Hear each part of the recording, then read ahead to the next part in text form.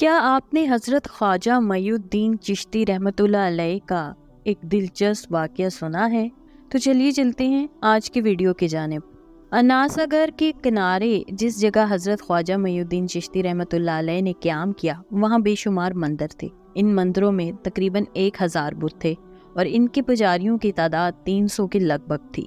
ان مندروں میں روشنی کا انتظام پرتھوی راج کی جانب سے تھا اور ان مندروں میں روزانہ 3.5 من تیل جلایا جاتا تھا۔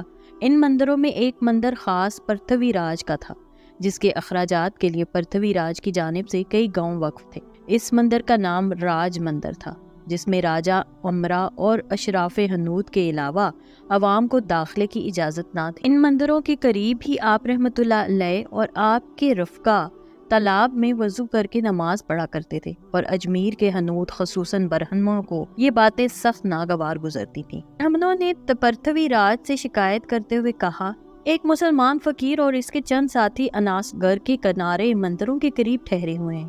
یہ لوگ ہمیں مندروں اور تالابوں کو نجس کرتے ہیں، اس سے ہمارا دھرم بگڑتا ہے۔ پرتھوی راج نے اپنے سپاہیوں کو حکم دیا کہ ان فقیروں کو مندروں کے پاس سے ہٹا دو۔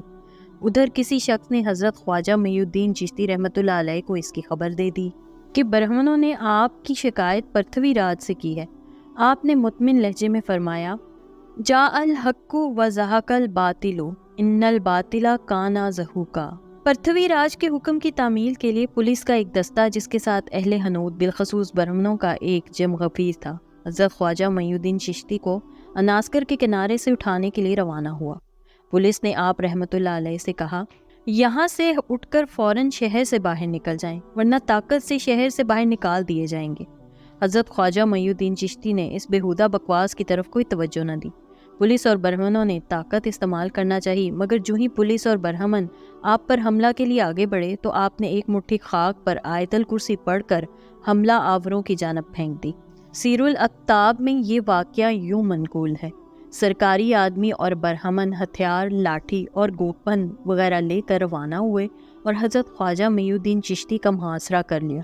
اس ہجوم کا مقصد آپ کو تکلیف پہنچانا تھا۔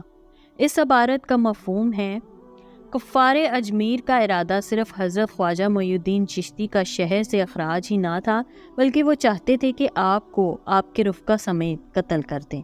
بہرحال حضرت خواجہ معی الدین چشتی نے ایک مٹھی خاک دشمنوں کی جانب پھینکی۔